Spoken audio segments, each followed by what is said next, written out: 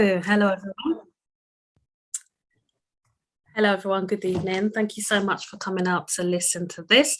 I'm hoping that this is going to be quite interactive and yeah, we're going to learn how to ace an interview to get that dream job, to land you that dream job that's going to help you substantially increase your income. Okay, so let me share my screen and then we'll get started. Yes, welcome everybody. Okay. Thank you so much to Accelerate Black Futures for inviting me here. I'm really excited and this is something that I'm very passionate about. So hopefully everybody here will learn something. Okay, right, so from beginning. Okay, right, so like I said, we're going to be learning about how to ace an interview to get that dream job. So I'll share a bit about my story, about PM Success Coach, which is the company that I run. And basically what I'm going to take you through is how to master those common interview questions to land you that dream job. So we're going to go through, tell me about yourself. Why should we hire you? Why did you leave your job? What are your weaknesses? And also what are your strengths? Right, so a bit more about me. So I'm married, I've got 3 kids. I changed my career to project management about 10 years ago or so, and I studied to be an expert in that field.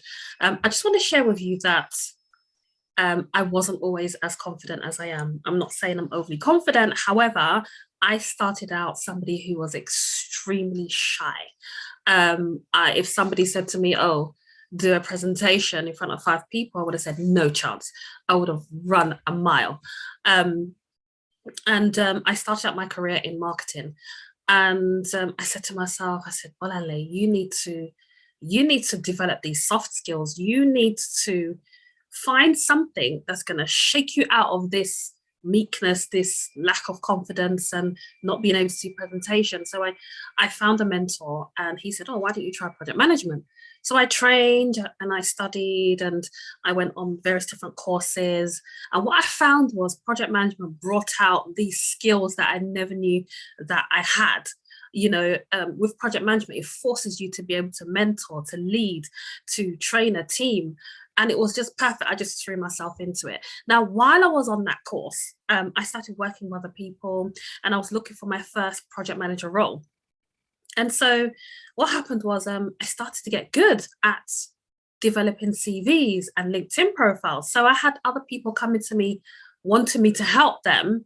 And then they were getting jobs. Meanwhile, I hadn't secured my first PM job yet. So I was helping them with their CVs, LinkedIn profiles and interview preparation. And that's because I was working with at least 3 or 4 mentors at that time. I was so determined to secure my job. However, I was helping other people. And then, yeah, they were securing jobs, paying them £500 a day. And I'm like, wait, hold on, where's my job? But I just continued helping them develop their CVs, LinkedIn profiles and doing interview preparation. Now, for me, before I secured my first PM role, I had like 10 to 13 interviews, but I never gave up. I just kept going. I was doing pouring interviews. I kept practicing. I would stay up to 2, 3 a.m. I would practice with friends, my husband, until I mastered how to answer interview questions. And then finally, I secured my PM role. And I thought, wow, B, you're very good at helping other people get jobs. Why don't you start up a business? And that's how PM Success Coach started. A bit more about PM Success Coach. Started out in 2015. I started coaching and mentoring people who were securing jobs in any industry, not just project management. I also do project management training as well. And I've trained over 500 candidates. I've helped people with their CVs, like I said, LinkedIn and interview preparation, and I have multiple success stories. Okay, right. So I'm just going to go straight into these questions. I know time is of the essence. Okay, right. So how to prepare for interviews. Interviews can be daunting. I remember when I went for my first interview, I was shaking like a leaf. Why? Because I didn't prepare for that interview. I just thought I could wing it. And some people, they can wing an interview and get the job. However, most people can't without preparation. So it's really important that no matter what interview you are going for, you want to put your best foot forward all the time. For any interview, no matter how confident you are, you have to prepare. Now, the question is, how do you prepare effectively? One of the first things you need to do is do research on a company. Some people, they tend to look at the job description and look at LinkedIn profiles of the people that are interviewing them, but then they forget to do research on the company, or it's the very last thing that they do 5 minutes before the interview. Now, in order for you to get a good chance of landing that dream job, you need to do research on the company. You need to be seen to be proactive. Go onto a company's website and look at exactly what it is that they do. What do they provide as a service? Because this is the sort of thing that you can weave into your interview answers. That's one thing. Secondly, you need to be able to understand the job description inside out. What are they expecting of you, in that role? What do they want you to specialize in? Because again, this is the sort of thing that you need to feed into your interview answers. Know your CV inside out. One of the things I do with my clients is I get them to defend their CV. If you can't defend your CV, when a recruiter asks you or a hiring manager asks you about your CV, you're going to be talking gibberish. So you need to be able to know your CV and defend your CV, from start to finish. What are you currently doing to what you did 5 years ago? Because they could say, walk me through your CV, and then you'll be like stuttering because you haven't gone through your CV. So make sure you know your CV inside out. Now, prepare example answers. Write them out, document them, and have them somewhere. Once you've done it once, it might be a painful job to actually do it, but once you've got these answers structured and documented, that's it for life. So all you need to do is just tweak it a little bit for every interview that you have. And then practice, practice, practice. As I said in my story, I used to practice because I so wanted that project manager role, that first one. And so I practiced until 2, 3 a.m. every day until I secured that job. Okay, right. So we're going to start with the tell me about yourself question. Now, this question can actually secure you a job if you answer it correctly. Okay, so now this question, they may say to you, walk me through your CV, tell me about what you're doing now. It's the same sort of question, tell me about yourself. Okay, so what we're going to do is I'm going to show you how you can answer this question effectively. Okay, so what you don't want to do is tell your life story. You don't want to tell your life story because they're not interested in that. And also resist the urge to say too much detail about yourself. Okay, and I'll tell you why. So when you're preparing for this answer, the worst thing that you can do is go too deep in detail into something that you are not confident about. So you want to be very clear about how you express yourself in this tell me about yourself question. And here is a format that I'd like you to follow. It's called the EES format. It's education, experience, skills. If you can talk about a qualification that's relevant to the role that you are applying for, if you can mention the experience that you have that's relevant to the role that you're applying for, and if you can demonstrate skills that you have also to the role that you're applying for, then you will ace that question. And I'll give you an example here. So we're going to run a bit of a poll, and I've got 2 examples here. And I want you to tell me which answer that you would go for. So tell me about yourself. Okay, right. So now, remember the format that I told you about. I said education, experience, skills. Right, so I'm now going to read this out. So my name is Josephine. I'm a Prince 2 qualified project manager with over 10 years experience delivering multiple digital transformation projects within the public sector. I've recently delivered a cloud-based infrastructure project which provided the organization with a robust storage platform. This involved me working in a cross-functional team, defining the scope of the project, organizing planning sessions, and using a schedule to track progress. I captured risks and issues, which is essential to my role. It ensured that the project was delivered within time, cost, quality, and scope. I kept my stakeholders informed and engaged throughout the project and passionately led, motivated, and coached my team to deliver to a high standard.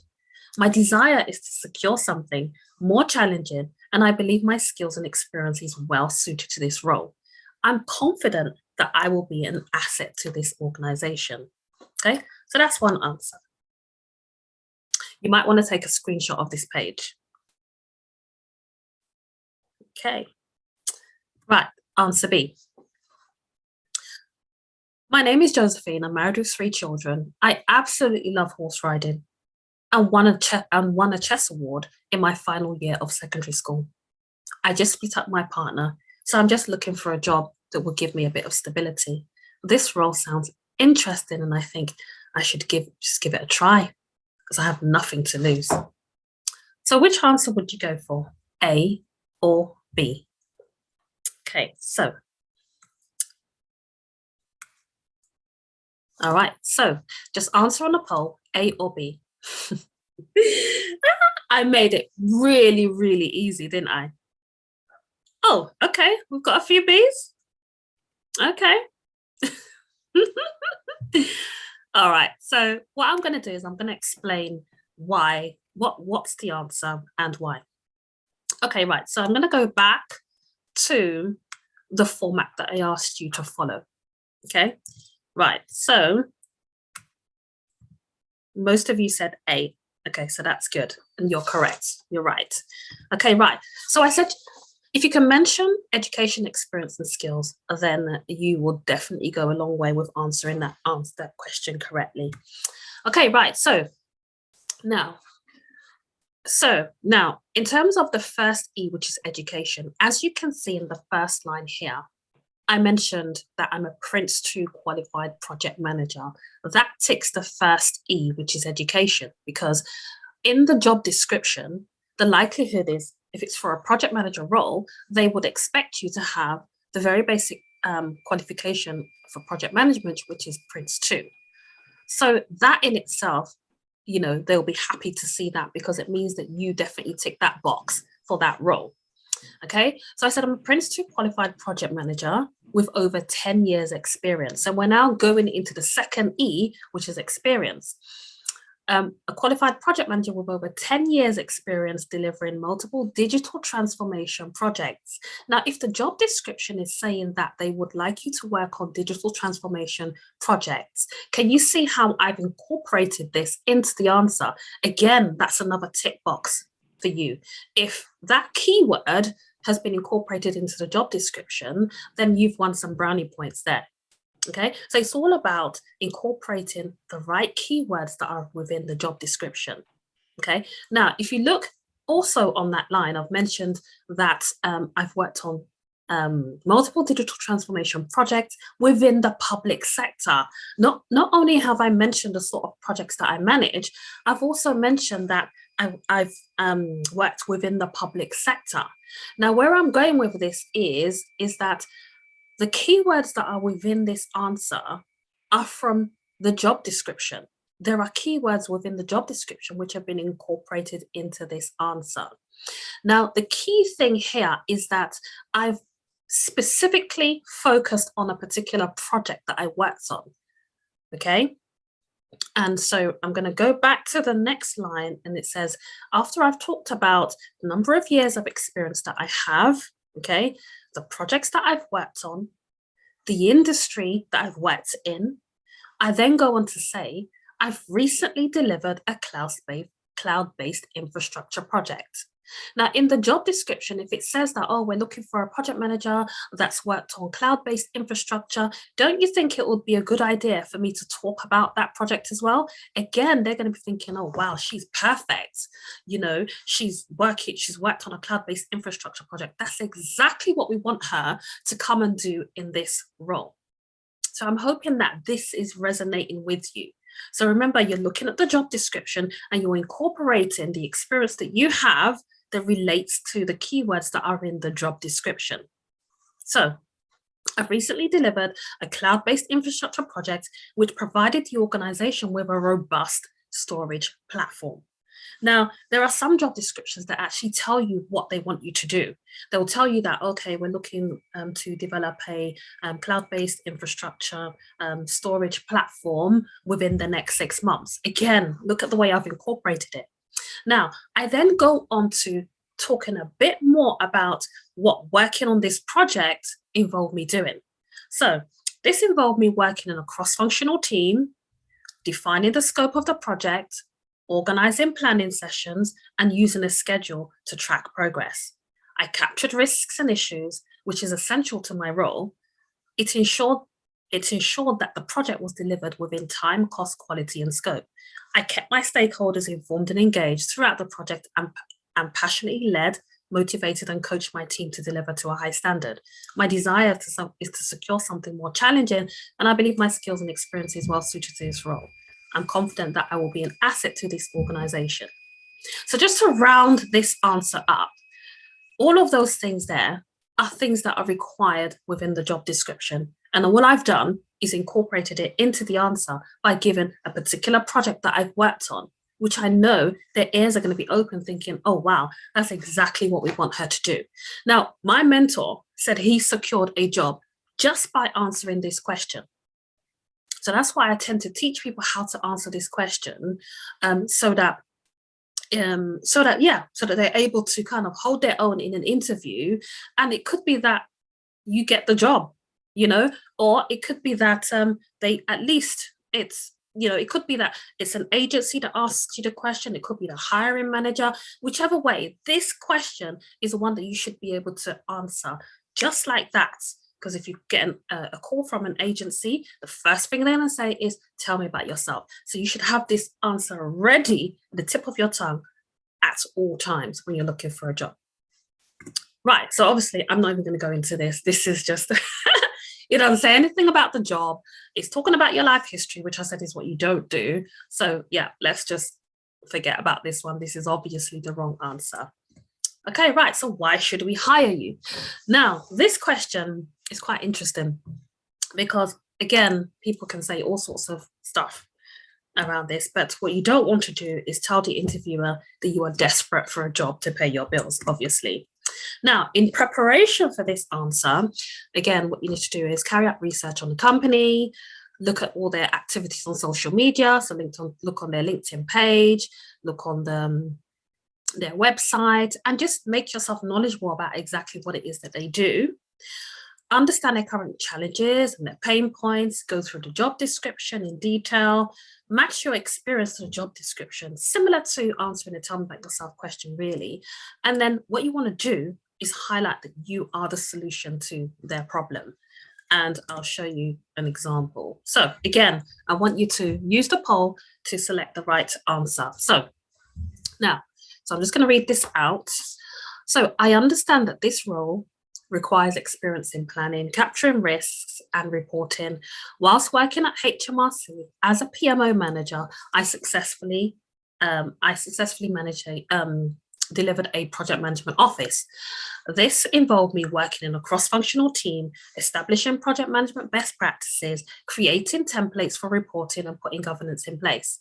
The project was delivered successfully and provided the organization with a project management office. I believe I have the skills and experience required to deliver exceptional results and add value to this organization. Is this how you see me in this role, or did I miss any challenges that you think I'll be faced with?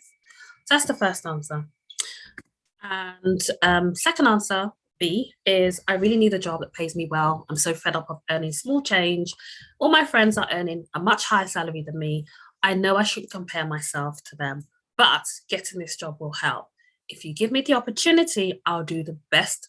I'll do it to the best of my ability and learn as I go along. Now, which answer is the correct one? A or B? Okay, excellent. Well done, everybody. All right, we've got one answer B.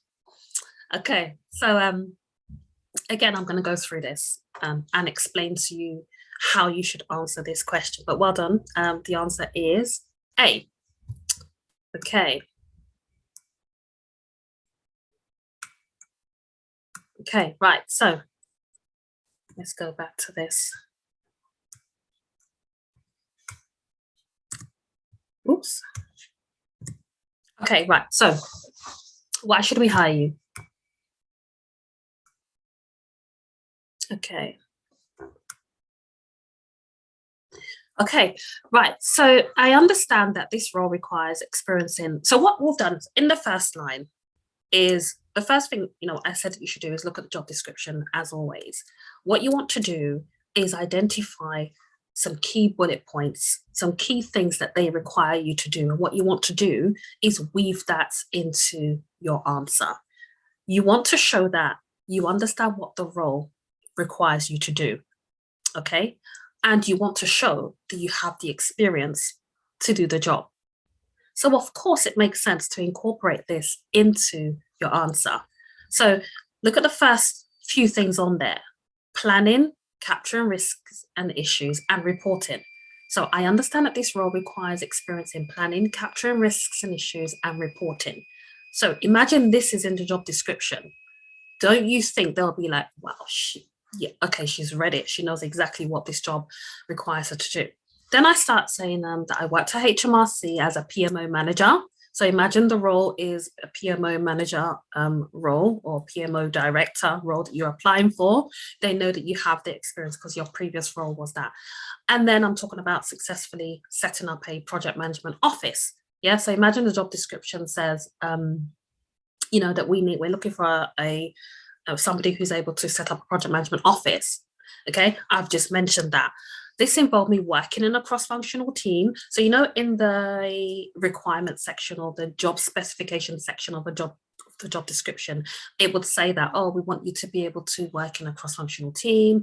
We want you to be able to create templates. We want you to be able to do X, Y, and Z. Here I'm saying that, okay, right, whilst I set up this project management office, it involved me working in a cross-functional team. It involved me establishing project management best practices. And I also created some templates for reporting and put governance in place. They'll be thinking, right, okay, yes, she's read the job description. She's worked on projects that are similar to what we wanted to work on. She set up this project management office. The project was delivered successfully and provided the organization with a project management office. I believe that I have these skills and experience required to deliver exceptional results and add value to this organization. Is this how you see me in this role, or did I miss any key challenges that you think I'll be faced with? So again, it's telling them that, listen, I'm of value here. I know what you're looking for. And I have the experience and I have the skills. That's why you should hire me, because I think I'm ideal for this role. I've worked on projects that that are similar to what you're looking for. I've got the skills, so that's why you should hire me. So again, it's all about looking at the keywords that are in the job description and aligning it to your answer. Okay. Right. So obviously, this is not an appropriate answer. You never want to say that you're looking for a job that pays you better than what you're earning now. You never want to say that you're fed up. You never want to compare yourself to your friends and all of that. This is such a no. Okay, so why did you leave your job? Okay, right. So this is a hard one, especially if the reason why you left is because you had a grievance or you were being bullied, or you didn't like your manager. You never want to actually explain that in an interview. You never, ever want to do that, even if that was the case. The truth is, there would have been some skills that you would have learned in that role. So what you want to try and do is pull out the positives from that role, and then use that to shape your answer.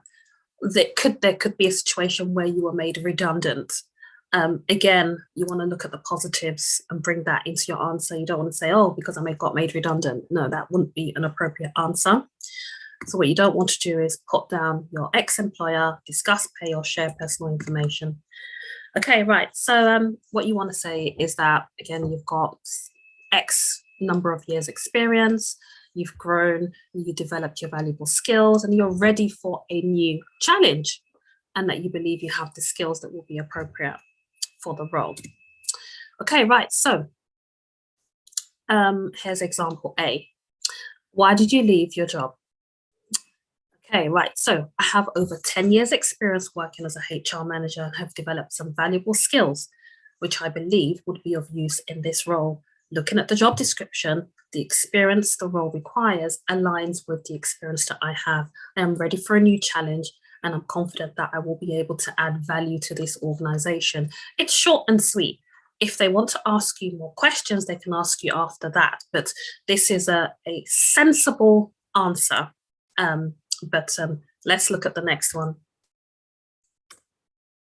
Okay, right. So why did you leave your job? I didn't really like my old boss and signed off sick for 3 months. It was really stressful, so I decided to leave.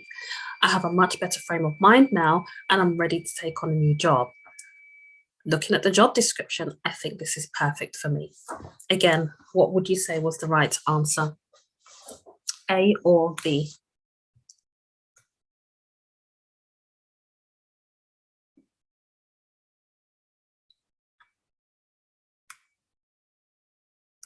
Oh, wow. We have quite a lot of people that have said B. What? What's going on here? No, I'm joking. I'm kidding. All right. So, all right. So good. Well done. Everybody has said A. Let me just. Okay. Yeah, everybody has said A. Well done. Okay, well, I made that really, really simple. But yeah, people tend to struggle to answer this question. Yeah, but it's really simple. Just keep it simple. Just keep it simple. Just it's sort with every job that you have, there's always something positive that you can get out of it. There's always a skill that you have developed. There's always a skill that you've developed, and you always want to look at the job description and make sure that it's all about developing yourself. So you always want to make sure that you speak positively about the job that you left. Okay, because then they're going to think if you ever come on and if you ever answer the question in a negative way, they're going to think that, oh wow, if she's talking about this organization this way, then when she leaves here, what's she going to be saying about us? So yeah, it's really important that you express that you're willing to grow, you're willing to learn, that you have some skills that would be of value to the organization. And what you want to do is you want to show that you are coming in there with an open mind and to make a difference within that organization, and just say that you're willing to learn. They want people who are motivated. They want people who are going to come in to their organization and make a difference. So yeah, so it's all about saying that you're ready for a new challenge, that you're confident, and that you would be able to add value. Okay, right. So what are your weaknesses? Let's go into this. So you don't want to say that you're a perfectionist. I think this is an answer that people tend to say all the time, but to be honest, that's boring. And it's an answer that it doesn't wash. And you don't want to say at the same time that you have no weaknesses. Right. So what you want to do is craft your answer around your skills, not your personality. So for example, I'm very creative. However, I tend to have too many ideas and struggle to prioritize. To combat this, I have started reading books on how to focus and prioritize. So it's not a difficult question to answer. However, don't be afraid to talk about something that you're not good at. And the reason why is because you're human. Okay, you are human, and you're not going to be great at everything.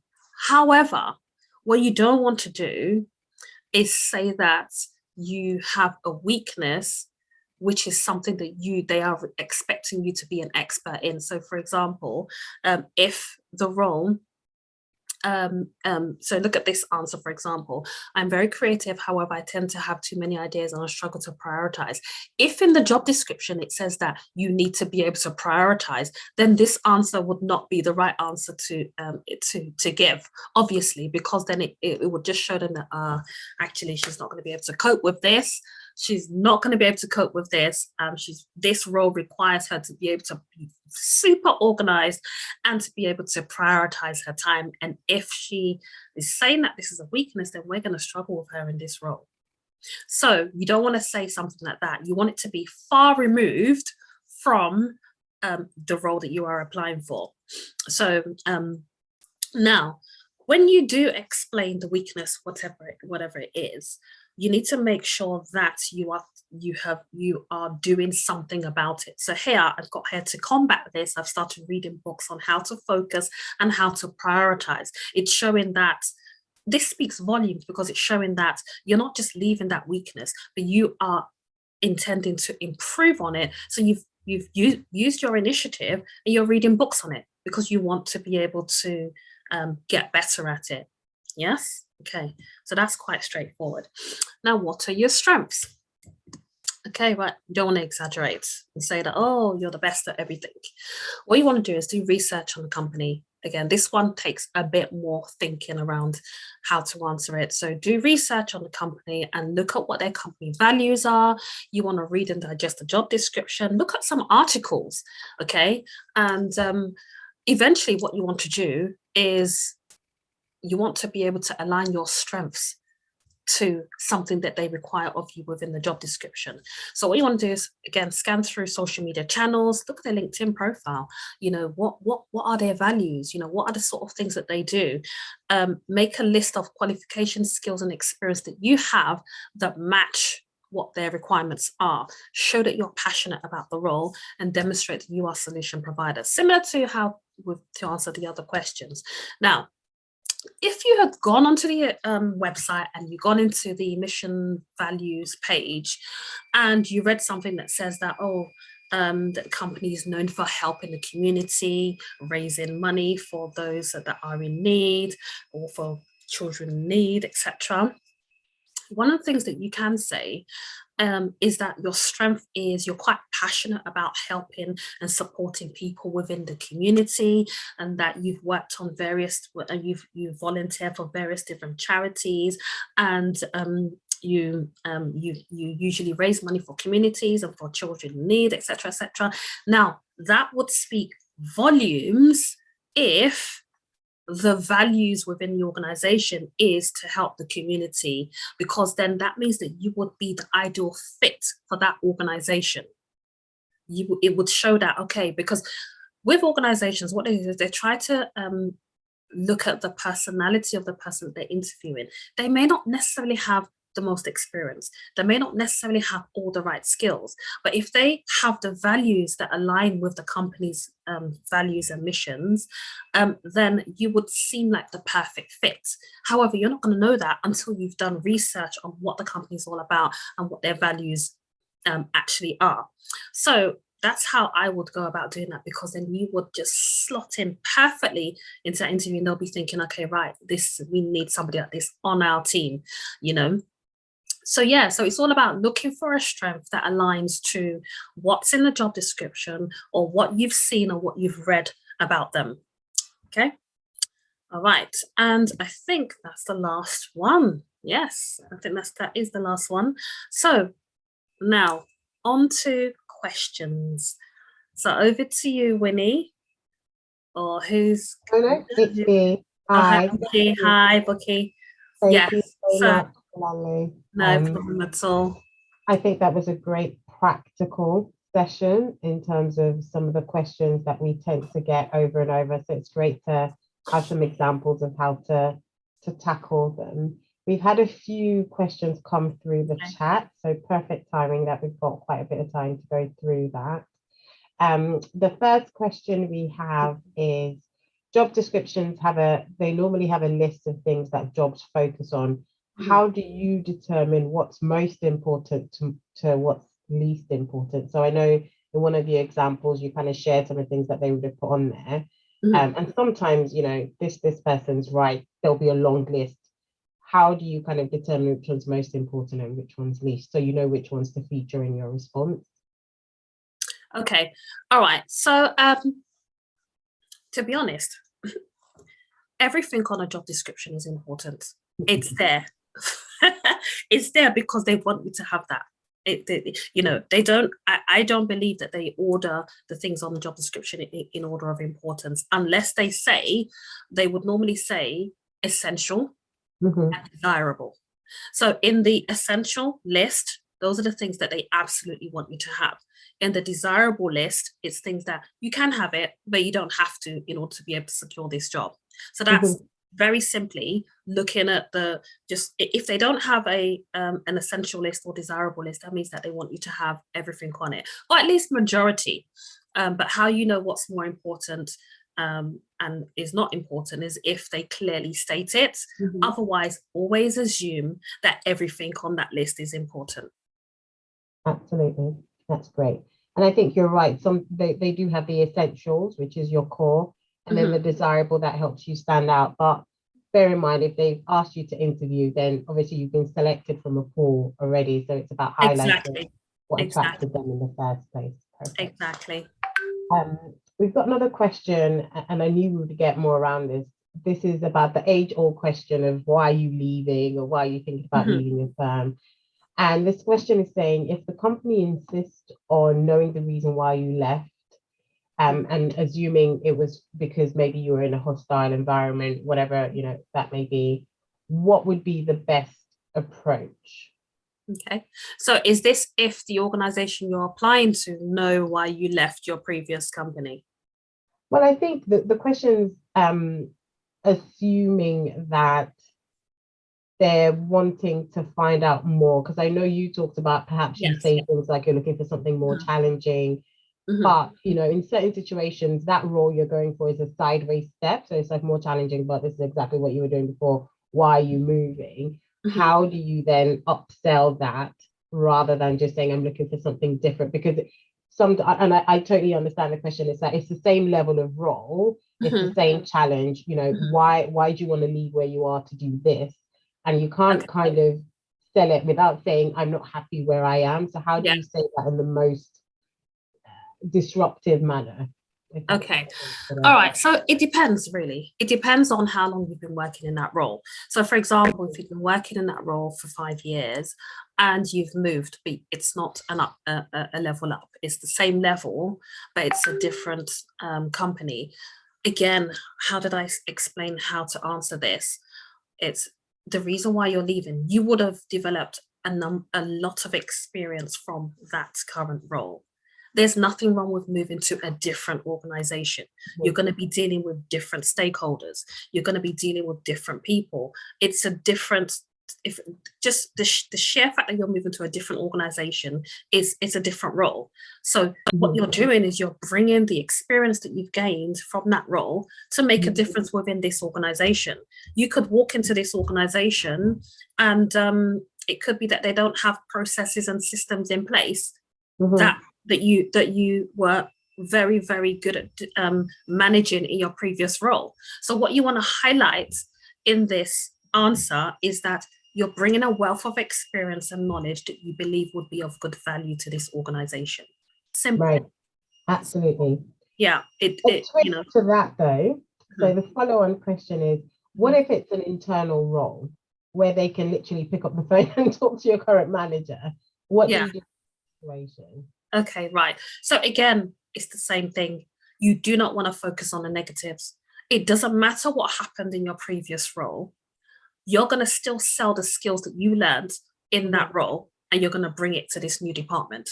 simple. You don't want Right. to bring in, it would be very unprofessional for that manager to say, oh yeah, you left because of this, you had a grievance, or it would be very unprofessional. So I doubt that they would bring that into the interview.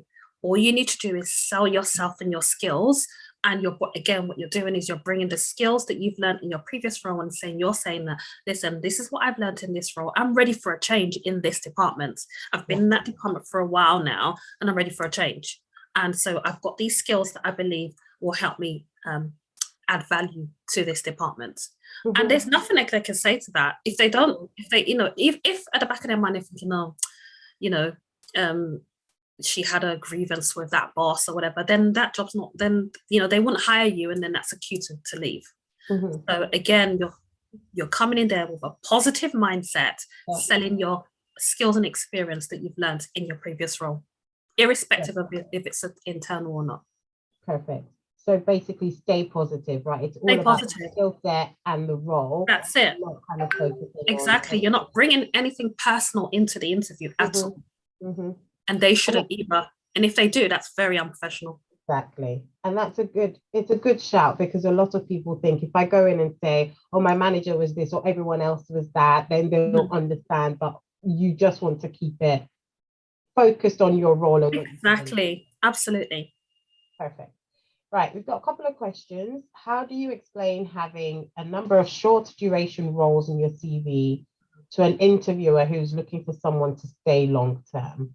That's a really good question, actually. Yes, it is. Well, okay. So in my early career, I've had like long-term roles, 4 or 5 years, 6 years. More recently, in the last 5 years or so, I've been contracting. So my roles have been like 6 months, 12 months, 18 months, 6 months again, And so if you are a contractor, it's perfectly, they would understand that, they would be, it would be understandable, because they would see that you've gone in to deliver a particular project. And, with contracting, they're bringing you in as an expert to deliver something within a particular frame of time. So that's to be expected.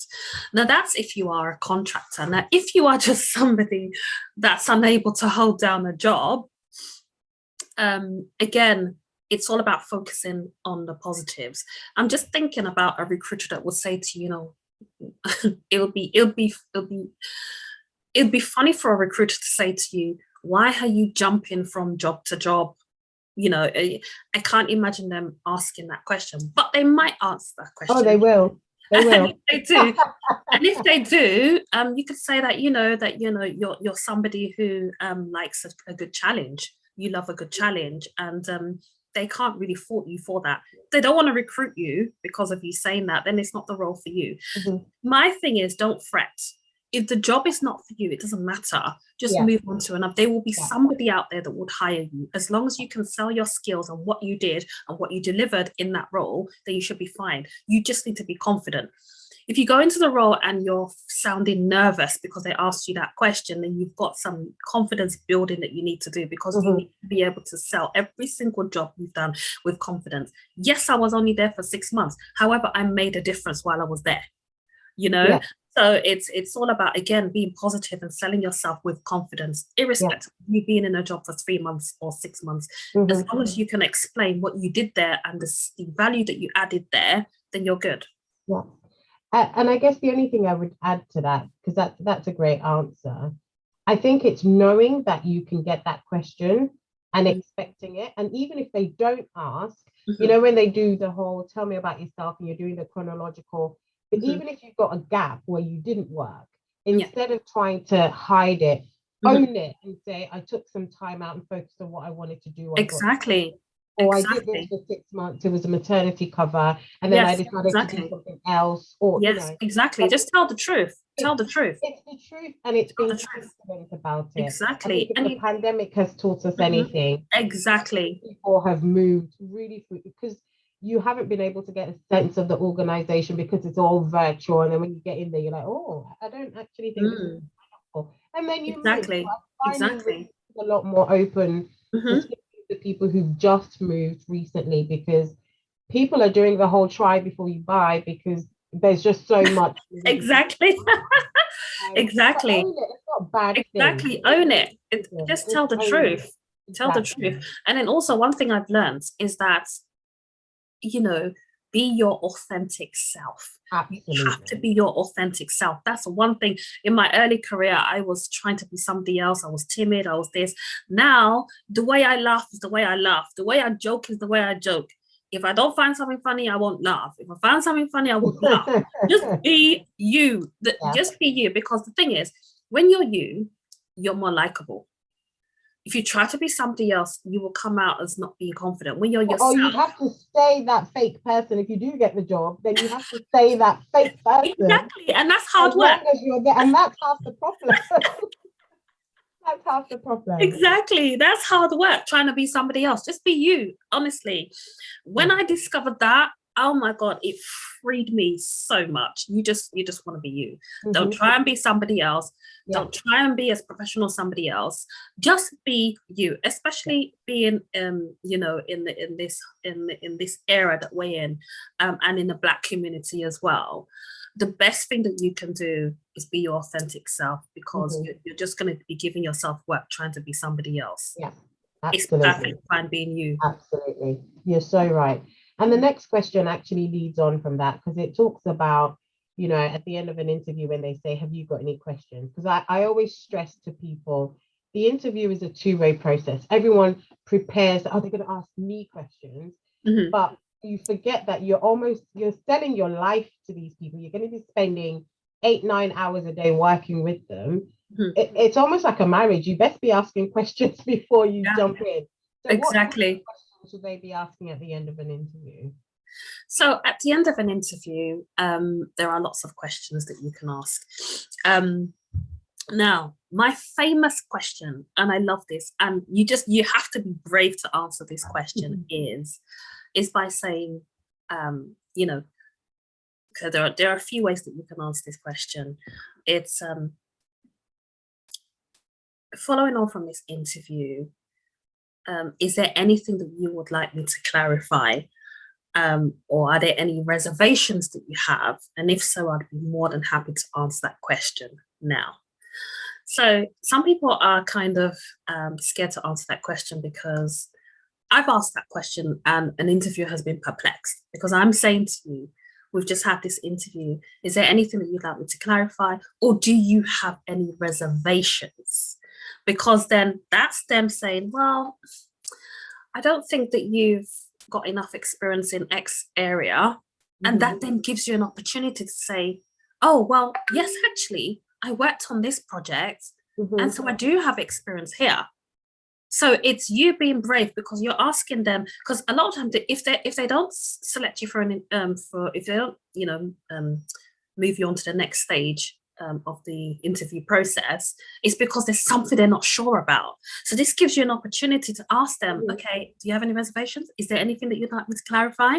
And you can do it there and then, and that can help you secure that job. That is the number one question that I tell my clients to ask. That's one question. Another question is by asking them, you know, is there an opportunity for training and development? I think that's a good question, because again, remember, the job has to be right for you. Don't try and, you know, you can be honest. If you want to, if you want to get some training, there's nothing wrong with that. Some companies actually thrive on training their staff members. So them knowing that you would want some training and development that's a good option to shows ask. You're ambitious as well. Exactly, it shows you're ambitious. It shows that you want to learn, and that's the sort of people that they want to recruit. Another question you can ask as well, and like I said, you want this the same way they want you to be fit for the role. It has to be right for you too. So you can say, can you tell me more about the team that I'll be working with? Absolutely. And then that way it gives you an idea of, okay, all right, do I, you know, is this right for me? I don't know, you know. So yeah, those are the three key questions that I would ask. Great. Quite a few questions coming through. Right. Is it wise to mention upcoming holidays at the interview stage, or do you wait until you've got the job first? Well, I think, what would I do? I don't think they need to know that. It's none of their, I think once you, well, it depends. If you have holiday that is like straight after after so let's say Mm-hmm. 1st of July, and then Yeah. your holiday is 10th of July. Obviously you would know about that holiday, isn't it? So Mm-hmm. to be honest, I don't think that, again, you shouldn't be scared. If the job's not for you, if they don't want to give you the job because you're going on holiday, Then that's their no, loss. exactly. So I would be honest. I'd be honest. Yeah, that's Great. it. I would be honest. Someone wants to know how they can sign up for PM Success Coach, and Oh, are okay. you open to mentoring and coaching? Yes, absolutely. I'll just go Okay. to the next slide. Okay, so Amazing. if you want to connect with me, you can on Instagram at PM Success Coach. Sorry, this thing has got a bit wobbly, but my email address is on there at pmsuccesscoach@gmail.com, and my LinkedIn profile, you can just connect with me there. Perfect. That's my full name. And Great. yeah, that's how you can connect with me. But yeah, this has Right. been really exciting. I've Yeah. loved it. 2 questions I'll try and sneak Okay. in. Okay. So, one, how can I build my confidence during interview? Because most times I'm nervous. And then another question, which is very linked to it, how did you deal with imposter syndrome when you transitioned to project management? So All right. both So, questions there to okay. build Right. confidence. So the first one, in terms of building confidence, it comes with practice. Like I said, I practiced interview questions. I'm not joking. The same question 100 times. There was like a couple of friends that we all had interviews around the same time. Like I said, we'll stay up to 2, 3 a.m. I'd ask her the question. If I got it wrong, I'll say it again 10 times until I got it right. She would do the same thing. She'd answer it wrong. I'd say, nope, start again. She'll answer it wrong. I say, nope, start again. And that's how, honestly, practice, practice, practice. I did not let my mentor sleep. I made sacrifices. I made sacrifices to get that role, because I wasn't settling for nothing less than the best. And so, yeah, in terms of building your confidence, it comes with practice. Poor preparation, poor performance is poor preparation. Is that right? Absolutely. Yep, Yeah. no, that's right. Yeah, that's it. Poor performance is poor preparation. So the Mhm. more you prepare, the better you'll be. It's just Mhm. practice. That's all. Mhm. And when you know what you're talking about, you speak Yeah. with confidence. It's as simple as that. Yeah. And yes, you can be nervous, even though you might have practiced, you can be nervous, but you will overcome that nerves eventually. Yeah. You just need to be confident about what you're talking about. If you're not confident about what you're talking about, you're going to be nervous in an interview. Yeah. No, You're more likely to waffle as well. This is true. I Yeah. think that's the big killer, the waffle. Yeah, The silences exactly. that you want to fill up. Yeah. Exactly. And there was another question. What was the other question? The other question is, what did you do when did you face imposter syndrome? Oh God, imposter syndrome. I still face imposter syndrome, and I've been in project management for about 10 years now. Right. So with imposter syndrome, how have I dealt with this?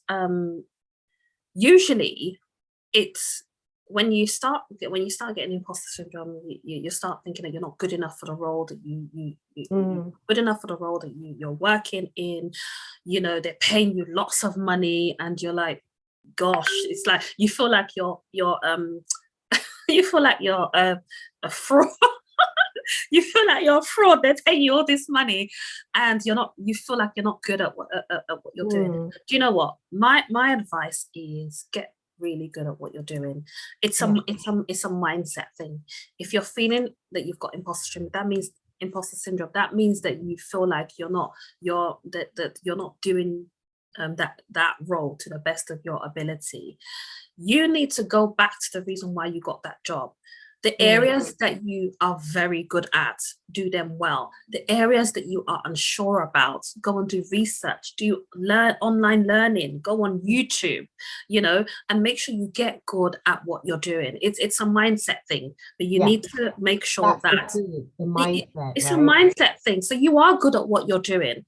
And if you're shaking for any reason, then you need to check yourself and say, oh, why am I doing this? Okay, right. It could be that you've seen one of your colleagues and they seem to do their job but much better than you. Okay, what is it that they're doing right? Is there anything that you're doing wrong? you know, Yeah. but most 9 times out of 10, you deserve to be where you're at. You Yeah. deserve to be where It's you're the at. mindset. They saw something in you, and you do have that thing. So it's a mindset thing. It's, you know, just thinking to yourself, okay, I am good at this. I got this job. I deserve this job. You know, and so yeah, that's how I deal with it. I go, do you know what, B? That's not you. That's that person. I know I'm good at what I do, and I just get myself focused and back on track. That's Absolutely. We're bang on time. I can talk for much longer, as everyone knows, but thank you so much. I think the one thing I will call out around imposter syndrome, because I know that's a big deal. Bolanle's talked a lot about having a mentor. You want to get that so that you can almost tick that box of, am I doing something wrong? Your mentor, especially if they're in the field you're in, can tell you, no, you're doing it right. It's a tough environment. Blah, blah, blah. So make sure you find that, but connect with Bolanle, continue the conversations. If I didn't get through your questions, we will pass that on to her, but please do connect with her on LinkedIn, Instagram. Thank you all so much. Lots of thank you. chat, amazing. So thank you so much, Bolanle, for your time. Thank you more. So thank you so much, all. Have a great evening. Thank you. Thanks all. Thank you so much. Bye. I really enjoyed that. Thank you. Looking forward to connecting with you. Bye. Absolutely. Bye.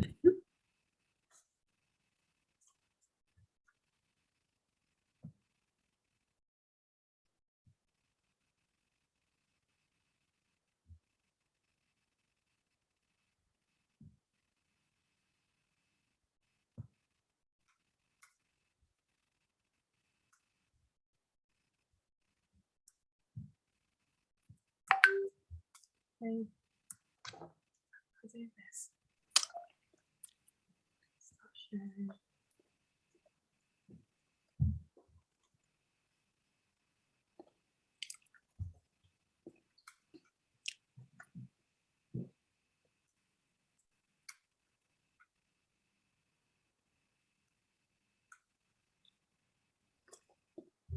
Wow.